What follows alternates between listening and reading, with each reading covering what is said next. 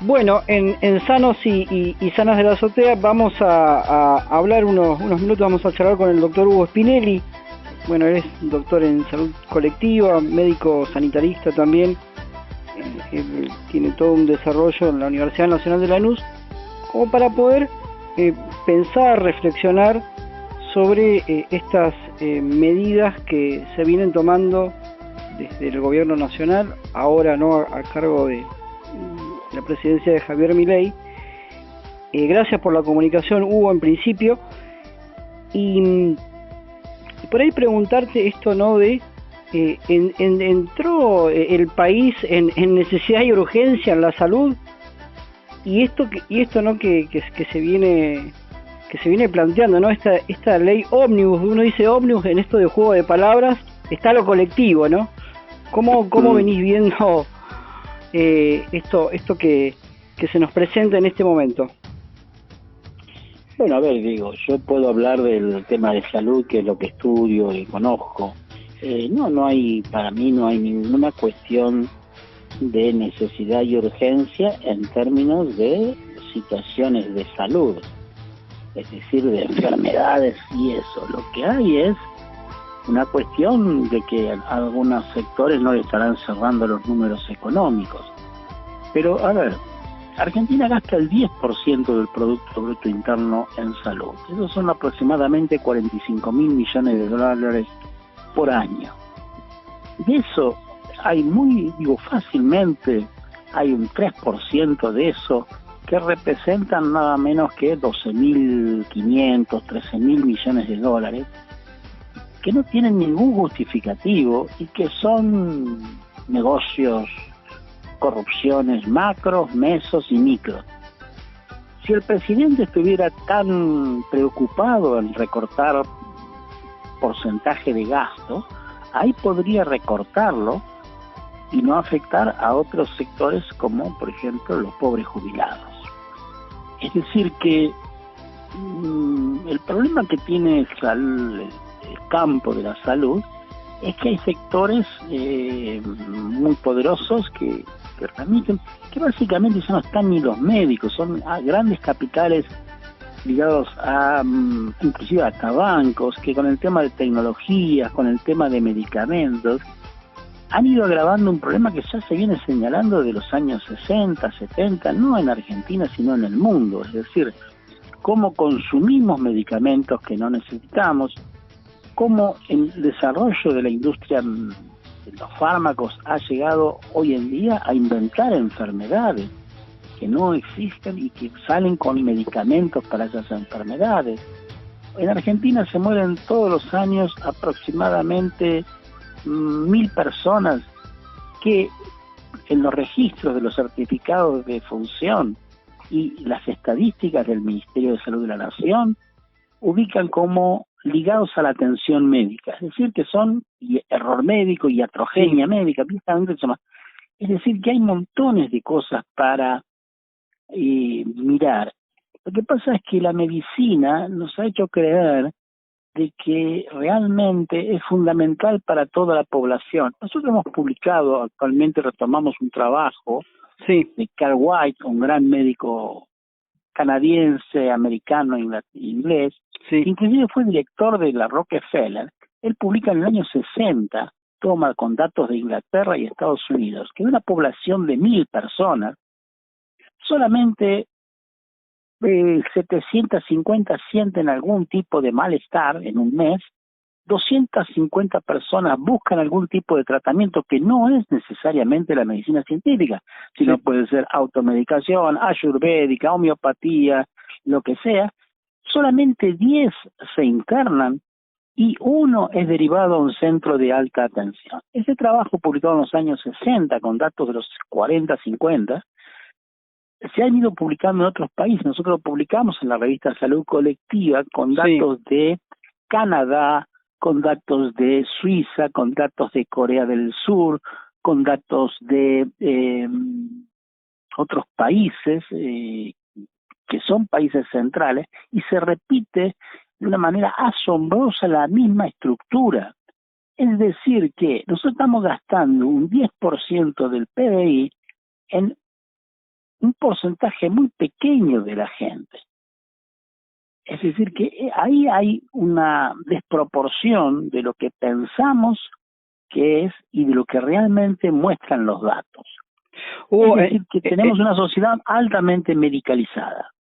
En este sentido, lo que vos planteás, ¿no? Que hace muchos años que lo vienen desarrollando, ¿no? Desde Salud Colectiva y de la Universidad Nacional de Lanús, es que, digo, este planteo, ¿no? De lo que está en el decreto, como está en esta ley, es seguir dándole más poder a la medicina y seguir favoreciendo a los sectores de lucro, digo, porque también cuando uno piensa la promoción de la salud, la prevención de enfermedades, en general, por lo menos, vos me corregís, en todo caso, en general el gasto es menor, ¿no? En salud.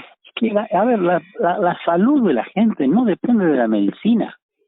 La salud de la gente depende de que tenga cloaca, de que tenga agua corriente, de que pueda comer bien, de que tenga una vida sana, que no tenga contaminado el aire. De eso depende la salud. Asociar salud con medicina es una falacia que no tiene ninguna evidencia empírica. Y muchas de las veces cuando la gente se enferma porque come cosas que no debiera haber comido, porque no están en buena calidad, porque el agua no es potable. Entonces, realmente pensar así es estar muy equivocado. Ahora, eso no le reduzco la medicina a valor cero. Claro. Pero me parece que hay que ponerla en caja porque no puede ser que no se recorte nada de medicina cuando tenemos datos no de Argentina, sino a nivel mundial, de los principales países. Es un problema que lo denuncian y se vienen diciendo los principales países del mundo, que es una medicina que enferma. Ojo, esto no implica culpar a los médicos, que ya los médicos cada vez han ido perdiendo poder, sino lo que se ha llamado en llamar la entrada del complejo médico industrial en el campo de la salud y la venta de aparatos y eso. Seguimos insistiendo en hacer grandes hospitales cuando lo que necesitamos son pequeños centros de salud cerca de la gente. Sobra plata en el gasto en salud para pagar excelentes sueldos a todos. Sí. No gastarlo en medicamentos que no sirven o en tecnologías que no lo sirven. Por ejemplo, ahora el tema de la anulación de la ley de salud mental es una locura. Volver sobre los manicomios es un retroceso a la Edad Media. Entonces ahí es lo que pasa es que se está primando la idea de negocios sobre la idea de salud. Bueno, digámoslo claramente y discutámoslo, pero no, es una discusión muy poco seria. Para quienes nos están escuchando, estamos hablando con Hugo Spinelli, doctor en salud colectiva, médico sanitarista. Hugo, ¿podemos pensar esto como una reforma encubierta al sistema de salud que tiene como el modelo, digamos, como ese modelo norteamericano donde prácticamente queda todo privatizado? Sí. Podría ser, la palabra reforma, uno siempre se pregunta si eso es bueno o es malo para el pueblo judío, porque reforma es una reforma que puede ir para cualquier lado. Sí tiende como un norte el modelo americano, pero el modelo americano es un fracaso. Los americanos están dejando morir, tiene una epidemia con cuestiones de uso de opioides y los están dejando morir porque no tienen servicios de asistencia. Estados Unidos no es un ejemplo a nivel mundial. Si queremos buscar ejemplos, miremos los países escandinavos, miremos Suecia, miremos Finlandia, miremos Noruega, miremos Dinamarca. Ahí están cerrando hospitales y están armando centros de salud, pequeñas instituciones. ¿Por qué? Porque dan un trato humanizado, porque no es lo mismo conocer a la persona, conocer a la familia, conocer el lugar, conocer de qué trabaja, que sea una persona que vos la agarres en una guardia y no tengas ninguna idea de los datos contextuales. Es decir, que Estados Unidos no es, nunca lo fue, un modelo en términos de salud. Sí es un modelo de negocios. En los años 70, las empresas en Wall Street se habían dado cuenta que invertir en empresas tecnológicas de salud era lo más rentable. Por eso en Wall Street se hablaba de $1 médico.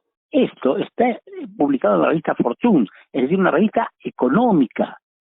Entonces, esa idea que aparece en los 70 del complejo médico industrial va por la plata, va por la tasa de ganancia, no por la salud de la gente. Me parece que un presidente debiera preocuparse por la salud de los ciudadanos y ciudadanas, y eso no es sinónimo de medicina, es sinónimo de que tengan una jubilación que puedan vivir y que les sirva. Da pena ver los relatos de la gente que no sabe cómo va a poder vivir. Entonces, me parece que si quieren buscar plata porque hay que recortar para superar el déficit fiscal, que no me opongo, vayan a buscar el gasto ineficiente, el gasto ineficaz, los procesos de corrupción que hay dentro del campo de la biomedicina, operaciones que no tendrían que hacerse, medicamentos que no sirven, operaciones, digo, montones de hechos que no son nuevos, no es para culparlo, no es para culparlo a los últimos 10 años, no, son estructurales del campo de la salud y el crecimiento que se viene distorsionando ya desde la década de los 60. Vos sabés que Hugo, estás tocando, ¿no?, un tema central y la relación, ¿no?, que tiene la economía y la salud, ¿no? Justamente tenemos un presidente que es economista, pero justamente, claro, la concepción que tiene de la salud es una salud más individualista, más mercantilista, y justamente que pone ahí en el centro ese modelo asociado a ganar y ganar y ganar y ganar dinero. Bueno, pero eso es, digo, a ver, eso tiene perfecto, si la sociedad argentina, hay que explicárselo en estos términos reales, sí, y a ver qué opina. Sí. No, lo que tenemos es una sociedad altamente medicalizada, producto de procesos históricos, que lo que hay que hacer es desmedicalizar, entender que los procesos vitales, la alimentación, la vida, el aire libre, el tiempo, el deporte, la alimentación, son fundamentales en la salud. Y cuando aparece la enfermedad, recién ahí aparece la medicina u otras cuestiones. Entonces, pero insisto, veamos los países escandinavos. Si queremos buscar modelos, busquemos los países escandinavos. Son los países ejemplo a nivel mundial. Dicho no por mí, dicho por las organizaciones internacionales, dicho por los artículos científicos. Es decir, seamos serios. Si vamos a discutir, discutamos con evidencias científicas, como se suele decir, y no con ideologías que basadas en mentiras. No hay ninguna evidencia científica que el Estados Unidos, el modelo de Estados Unidos, sea un ejemplo para el mundo. Hay críticas terribles. El primero que quiere reformar la salud en Estados Unidos es Nixon. Richard Nixon dice, esto es un despelote, se está gastando guita, no tiene sentido. Y de ahí en más todos quisieron y no pudieron reformar la salud. ¿Por qué? Porque afecta intereses muy importantes. Con lo cual digo no es fácil reformar la salud porque hay intereses sumamente poderosos. Lo digo no porque sea fácil, sino porque es necesario. Y ahí hay otra discusión. Hay otra discusión y digo, vos considerás que el momento, ¿no?, que vimos a nivel mundial, y por ahí lo llevo acá a la Argentina, de la pandemia, ¿no?, del COVID, se perdió una oportunidad de en todo caso discutir y llevar a un debate social mucho más amplio de la salud, como ha pasado con otros temas? No, porque a ver, en ese momento creo que no, porque la gente estaba asustadísima, con lo cual fue un momento de legitimidad de la medicina, no era para salir a criticarlo. Porque ahí en ese sentido sí era un espacio para la medicina, podés criticar que algunas cuestiones, pero era una pandemia, punto, ¿no? Digo, o por ahí, o al salir de la pandemia, digo, por ahí. Sí, Juan, a ver, es una discusión que no nos animamos a darnos. Claramente, está escondida, siempre está esperando. Sí, porque hay intereses muy fuertes. Ahora, ¿qué estamos esperando? Entonces, y lo que nos proponen ahora, por ejemplo, ¿cuáles van a ser las consecuencias? Las prepagas van a aumentar mucho, la gente no va a poder pagar las prepagas, va a bajar de categoría, la gente no va a poder comprar medicamentos, tratamientos, la gente que tenga enfermedades crónicas, entonces todo se va a presentar, y eso ya lo vimos en la crisis del 2001, la gente va a venir con problemas más avanzados. porque no puede, no tiene colectivo para hacer una consulta, entonces llega cuando ya no da más, entonces las tuberculosis van a llegar en grados avanzados. En el 2001, en la crisis del 2001, me recuerdo que médicos decían que volvieron a ver cuadros que hacía décadas que no veían. Es decir, ese proceso a la larga termina siendo más caro, a la larga termina matando más gente. Digámoslo así para que tomar conciencia. A la pregunta es, esa agenda de debate, ¿eso le importa a alguien? La gente sabe, hoy lo que vos estás viendo, que la gente va a empezar a dejar de comprar medicamentos. Yo recién estuve en una farmacia y un repelente cada 6.000 pesos. Entonces, ¿quién va a comprar un repelente? Entonces, ¿qué vamos a ver? Y vamos a ver casos de dengue. Entonces, puedes tomar 1.000 ejemplos así. La gente va a comer chatarra, comida chatarra, y la comida chatarra produce montones de problemas físicos, entonces va a aumentar claramente la obesidad. Entonces, desencadenás un efecto cadena de dominó que no sabes dónde termina eso. Eso es lo que está provocando estas cuestiones. Discutámosla en el sentido que las cámaras lo discutan y nuestros diputados y senadores digan, no, bueno, sí, miren, no nos importa, queremos que se mueran, así somos menos. Bueno, está bien, que la gente sabrá que lo que diga, pero no, me parece muy poco adulto y muy poco de una democracia, muy poco de ejercicio de ciudadanía ocultar la discusión. Sí, no, que pues es que todo lo que vos comentás y es que es una deuda de la democracia, no poder pensar, repensar y proponer algo diferente a este sistema de salud que hemos construido, ¿no? Y que se ha construido, por supuesto con distintas responsabilidades, ¿no? La salud, el médico, es la figura del brujo de la tribu. Y se le tiene miedo. Rockefeller, en principios de 1900, dijo, cuando estaban peleando en Indochina, dijo, para pueblos perpicaces es mejor la medicina que las ametralladoras. ¿Por qué? Porque el médico da la palabra y es el brujo de la tribu, nadie le discute al médico. Entonces hay una cuestión simbólica puesta en juego. Bueno, al panadero no le aceptás eso porque vos vas a comprar el pan y el tipo no te puede vender una piedra. En cambio el médico trabaja con la palabra, con los silencios, la cuestión. Y vos sabés, o tenés la duda, mejor dicho, que no sabés si te va a decir que te vas a morir, que no tenés nada y eso.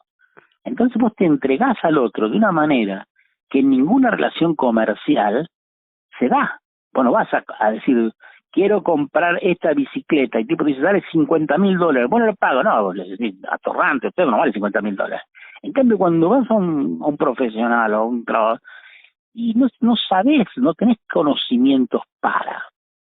También esa asimetría de poder entre las palabras del científico, entre comillas, y la gente es muy diversa. Por eso la gente empieza a usar las redes y eso.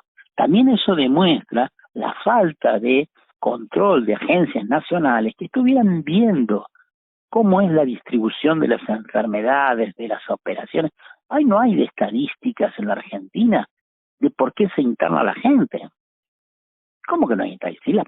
Debíamos saberlo. ¿Por qué este sanatorio interna tanto y este menos? ¿Cuál hace bien las cosas? Eso es un mecanismo de control de eficiencia del gasto.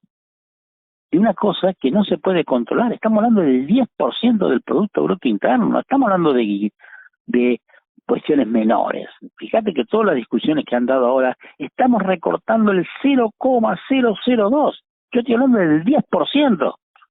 Ni le quiero recortar el 5%. Que se está con la salud. Claro, pero se mete con salud, se tiene que meter con los medicamentos, se tiene que meter con actores muy importantes. Sí, con actores que incluso, por supuesto, ¿no? Financian campañas políticas también, ¿no? Que tienen un poder de lobby tan fuerte. No van a darle la discusión, no van a dar la discusión directamente. Van a asustar a la gente diciéndole, quieren que se mueran, se van a morir, la asustan. Y la gente ante la enfermedad y la muerte se asusta. Hasta el más valiente se asusta.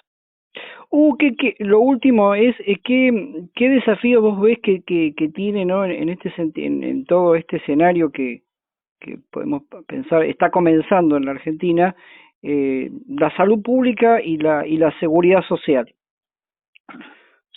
A ver, yo creo que Mario Testa, que es nuestro maestro, decía, los problemas de salud no se van a resolver nunca desde salud. Hay que sacarlo fuera. Es lo que se llama, nosotros en venimos problemas, es la publicización. Esto tiene que transformarse en un problema público. La salud tiene que transformarse en un problema público. Hay que sacarlo del campo de la salud para que le discuta a la gente y que la gente diga, ¿por qué este medicamento sale tanto? ¿Por qué se diferencia de precio? ¿Por qué yo no sé de qué se interna? ¿Por qué yo cuando voy a un sanatorio no sé qué cantidad de muertos tiene en las operaciones? Eso debe ser un dato transparente. Entonces, no va a haber nunca, se va a solucionar dentro de la corporación. Hay que sacar el tema para que se discuta como problema público. La idea de los problemas públicos viene de Dewey, un pedagogo americano de fines de 1800, principios de 1900, que planteaba la idea de los problemas públicos, se lo planteaba desde la educación. Quería que la educación fuera un problema público, no un problema de los maestros. ¿Se entiende? Hay que devolverse a la sociedad y la sociedad discuta, queremos manicomios, queremos ese tipo de discusiones, con una discusión en la cual se produzca elementos que permitan que la gente conozca, se apropie del problema. Hoy la cuestión de la salud no es un problema público, es un problema que los que están dentro del campo dicen lo que hay que hacer, y la gente dice, ajá, y eso no es democrático. Hugo, te agradecemos muchísimo por la comunicación aquí para Mar del Plata, para Sanos y Sanas de la Azotea. Grandes desafíos nos quedan, un escenario muy, muy difícil, donde, claro, evidentemente hace mucho tiempo que nuestras raíces culturales, en nuestras cabezas, en nuestros sentimientos, tenemos, bueno, muy, muy instalado en un modelo enfermológico, ¿no? Y mercantil, y individual, y bueno, y quizá esto que nos trae el gobierno de Javier Milei viene como a acelerarlo en todo caso, ¿no? Una cosa que no, por ahí las crisis, como dicen los chinos, puede ser una oportunidad también, como ocurre siempre, ¿no? Sí. También. Lo último que debemos esperar es la esperanza. Bueno, muchísimas gracias. Un gran abrazo. Fuerte abrazo. Gracias. Chao. Chao.